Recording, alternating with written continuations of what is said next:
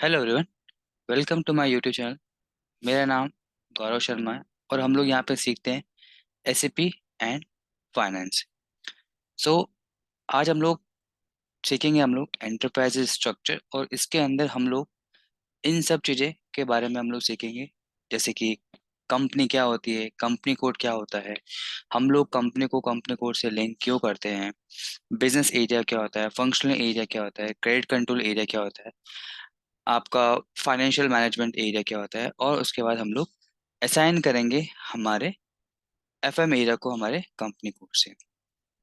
तो सबसे पहले हम लोग समझेंगे कि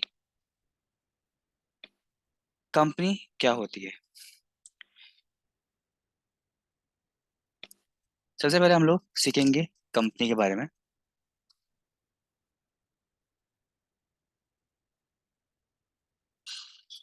कंपनी क्या होती है? आपकी एक लार्जेस्ट ऑर्गेनाइजेशन यूनिट होती है और ये हमारे किस काम आती है? Preparation of consolidated financial statement के लिए, right? So it is the largest organization unit and it is used for preparation of consolidated financial statement। तो यानी कि अगर सिंपल से लैंग्वेज में हम लोग देखें तो ये आपकी कौन सी होगी? ग्रुप लिमिटेड जो भी कंपनी होगी वो आपके कंपनी के अंदर आएगी। और कंपनी आपकी क्या होती है? आपकी एक पेरेंट कंपनी की बात हो रही है यहाँ पे। ऑलराइट, फॉर एग्जांपल जैसे कि आपका टाटा ग्रुप, आपका अदानी ग्रुप, ये सब आपकी कंपनी हुई। सेकंड आता है आपका कंपनी कोड।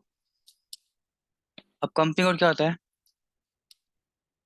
कंपनी कोड यानी कि एक स्मॉलेस्ट ऑर्गेनाइजेशन यूनिट होती है आपकी। एंड सेकंड, ये मेंटेन करेगा इट्स सेपरेट फाइनेंशियल रिकॉर्ड को। ऑलराइट, सो फॉर एग्जांपल जैसे कि अगर मैं कोई क्लाइंट कंपनी की बात करूंगा या सब्सिडी कंपनी की, सो हम लोग कंपनी कोड को क्या बोलते हैं? हम लोग चाइल्ड कंपनी।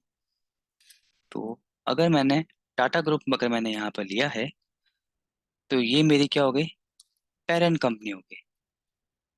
और उसके अंदर हो सकता है आपके पास में हो Tata Motors, Tata power,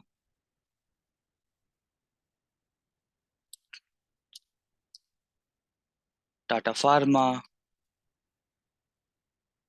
Tata textile, ये सब आपकी कंपनी कोड यानी कि आपकी स्मॉल यूनिट हुई आपकी। तो अगर मुझे कंसोलिडेटेड रिपोर्ट देखनी होगी तो मैं कंपनी पे जाऊंगा, और अगर मुझे इंडिविजुअल फाइनेंशियल देखने होंगे तो मैं कंपनी कोड के अंदर जाऊंगा मैं।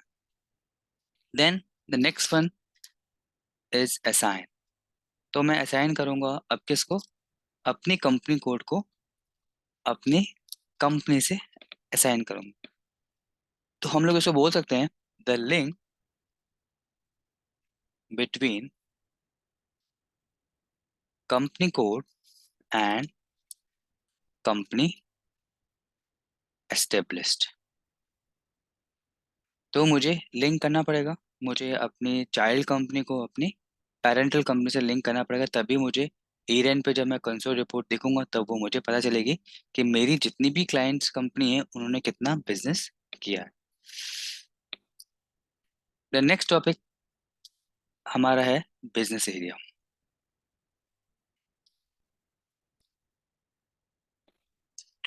सो बिजनेस एरिया क्या रिप्रेजेंट करता है? आपका separate area of operation.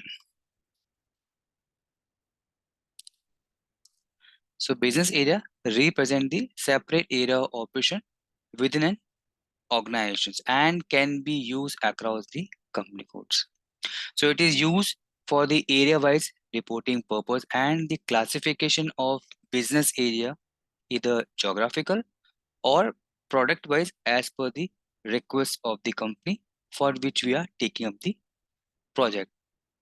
So अब यहाँ पे हमारे पास में बहुत सारे बिजनेस एरिया हो सकते हैं, जैसे कि आपका महाराष्ट्र हो गया, आपका बिजनेस महाराष्ट्र के अंदर चल रहा है।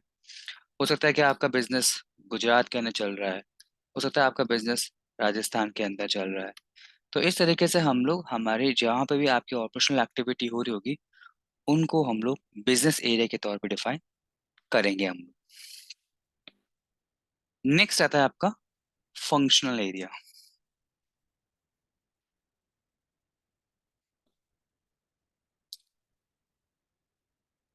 फंक्शनल एरिया क्या कहता है?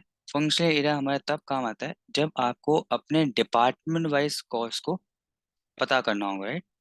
So it's used for collection of cost department wise. अब एक कंपनी के अंदर बहुत से डिपार्टमेंट होते हैं, जैसे कि एचआर हो गया, आपका फाइनेंस हो गया, आपका मार्केटिंग हो गया, आपका सेल्स एंड डिस्ट्रीब्यूशन हो गया, right? So functional area is an organization unit in accounting that classify the expenses of an organization by its functions. So this concept is useful to know the profit based on the cost of sales accounting concept, right? And it used to generate report as well as. Then financial management area, जिसको हम लोग FM area के नाम से भी जानते हैं हम लोग उसको। तो इसका सिंपल सा मतलब है टू रेज दी फंड, यानी कि इन शॉर्ट कि आपको फंडिंग कहाँ से हो रही, वो हम लोग एफएम एरिया के तौर पे हम लोग सिस्टम के अंदर कॉन्फ़िगर करेंगे हम लोग, right? It used for defining and assigning currency to company code. So जो हम लोग कॉन्फ़िगर करेंगे एफएम एरिया का, तो हम लोग वहाँ पे किस एरिया से मुझे फंडिंग हो रही है और किस करेंसी के अंदर फंडिंग हो रही, वो हम लोग सिस्टम को बताएंगे हम लोग। देन नेक्स्ट, अब जो आपने एफएम एरिया बना है उसको आप असाइन करोगे अपने कंपनी कोड से। सो असाइन करूंगा मैं अपने कंपनी कोड को अपने एफएम एरिया से, जो भी मैंने कॉन्फ़िगर किया होगा, तो मैं लिंक करूंगा अपने एफएम एरिया को अपने कंपनी कोड से, यानी कि मुझे इससे यहाँ से फंडिंग हुई है। ऑलराइट, होपफुली आपको ये कंटेंट समझ में आया होगा। सो इसी के बाद में इसका प्रैक्टिकल भी है, तो हम लोगों ने जो अभी यहाँ सीखा है उसका हम लोग प्रैक्टिकल करेंगे। अगर आपको मेरा ये सेशन अगर आपको अच्छा लगा तो प्लीज़ मेरे चैनल को सब्सक्राइब करना और लाइक करना।